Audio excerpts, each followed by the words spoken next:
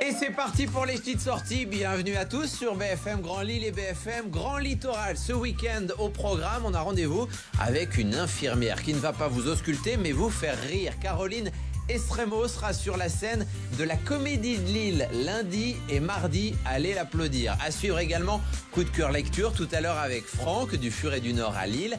Les sorties ciné très attendues ce mois-ci du côté du Ciné Lumière d'Armentières. Mais d'abord, direction Boulogne-sur-Mer. Après Calais et le Touquet, je vous emmène donc ce week-end du côté de Boulogne-sur-Mer qui, ça y est, s'illumine aux couleurs de Noël avec 300 kilos de bonbons à distribuer, des dizaines d'artistes, 350 guirlandes installées, des décors, de la musique.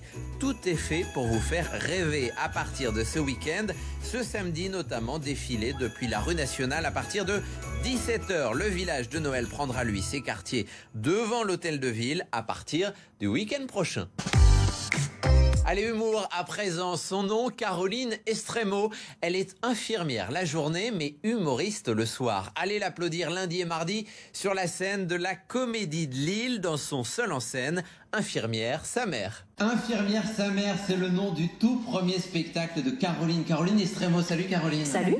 Alors, tu seras lundi et mardi, c'est bien ton premier spectacle. C'est tout à fait. Pour le défendre sur la scène de la Comédie de Lille, tu es réellement infirmière, ce n'est pas que dans le titre. Non, promis, je suis une vraie infirmière. On en parle juste après ça, regardez. Je suis infirmière aux urgences et aussi humoriste.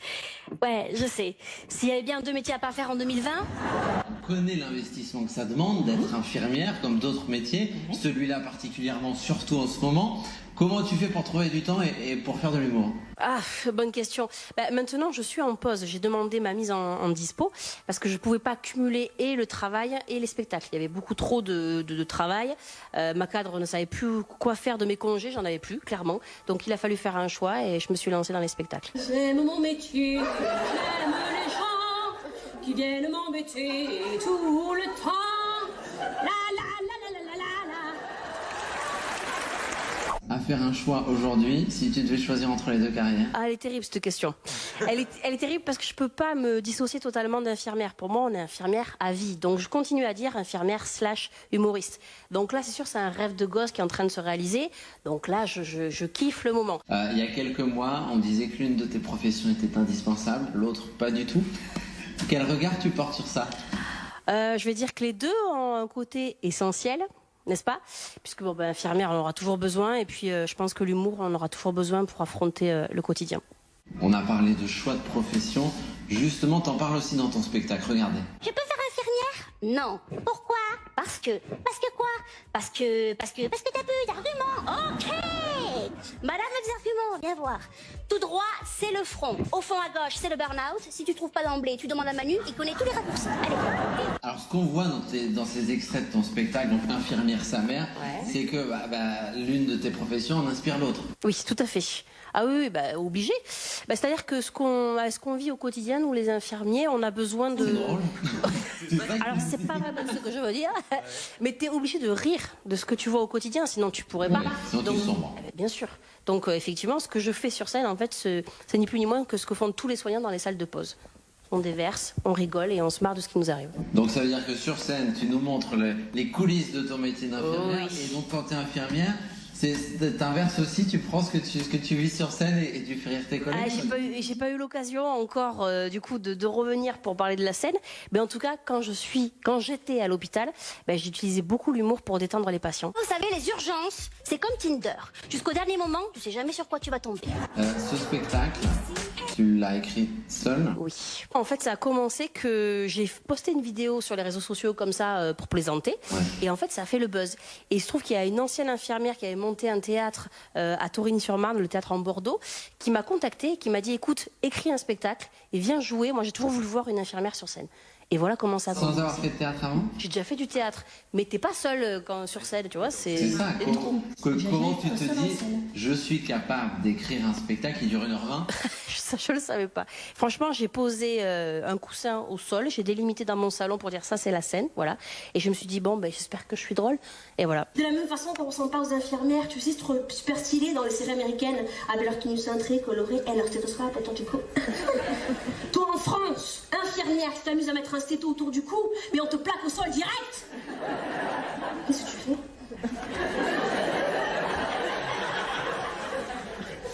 T'as fait 15 ans d'études, toi? J'entends pas. Qu'est-ce que... Ah oui, c'est ce qui me semblait. Ouais. Oh, une sonnette. Allez. Moi, je t'imagine arriver dans la chambre d'un patient et penser que tu es sur scène. Et puis, tu te trompes de lieu de travail. Donc, infirmière, sa mère, la qualité à avoir pour ces deux métiers, c'est aimer les gens. Oui, bien sûr. Il faut les aimer. Bon, parfois c'est compliqué, mais non. Bah, il faut les aimer, il faut, je sais pas, moi, il faut avoir du courage dans certains moments, parce que c'est pas toujours facile, et c'est pas facile de monter sur scène. Je pense qu'il faut avoir aussi du courage pour ça, ou être un peu fou, je ne sais pas. Et dans tous les cas, je pense qu'il faut aimer rire et aimer rendre le sourire. Tenez bon, Ryan. Oui, qu'est-ce qu'il y a? Vous avez froid. Et oui, la clim, c'est terrible. Et donc, vous voulez une couverture? Écoutez, je vais vous donner quelques minutes, hein? J'arrive. Si vous étiez patient et que vous m'avez connu, je m'excuse, je ne sais pas ce qui s'est passé, mais j'espère que ça s'est bien passé. Et puis que vous soyez soignant ou moldu, eh ben, venez me voir. Si vous avez envie de passer une bonne soirée, je serai là. Et tu seras donc lundi et mardi à la Comédie de Lille. Merci Caroline. Merci à toi.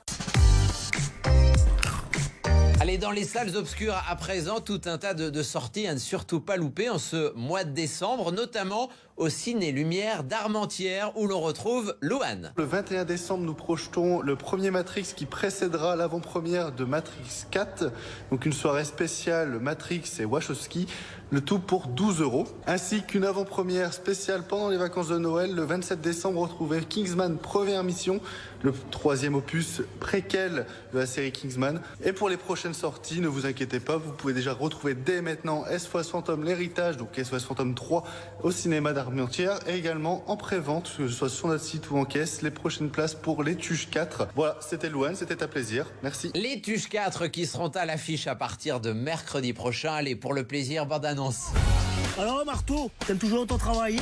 Je me régale chez Magazone. Une fois j'ai commandé une pizza chez Magazone, ils m'ont jamais livré. C'est une pizza à 8 fromages, enfin 2 pizzas 3 fromages. 2 x 3, ça fait 6. Prouve-le. Vous voulez rabibocher les beaux frères ennemis? C'est ce que je disais déjà. Mais moi j'écoutais pas. Ça va être long. Jazz Kids, des nouvelles de nuit, Patti Smith, Tonino Belloquista, La Daronne, Sérotonine, Michel Houellebecq. Anne-Laure Keir. Allez, livrez-vous. À présent, on retrouve Franck du Furet du Nord à Lille. Bonjour Franck. Bonjour Colin. Et cette semaine, vous avez choisi de nous parler de Miliru à Lille. C'est un guide touristique spécialement conçu pour les enfants. Voilà, c'est un petit guide, il faut l'emmener avec vous et préparer votre visite de Lilloise. Hein, c'est vraiment un guide pour les jeunes enfants avec parents. Vous prenez ça et vous arpentez Lille et vous allez découvrir toutes les richesses de la capitale des Flandres. C'est vraiment des petites questions simples pour arpenter les rues lilloises. Là, on est sur la grande place de Lille.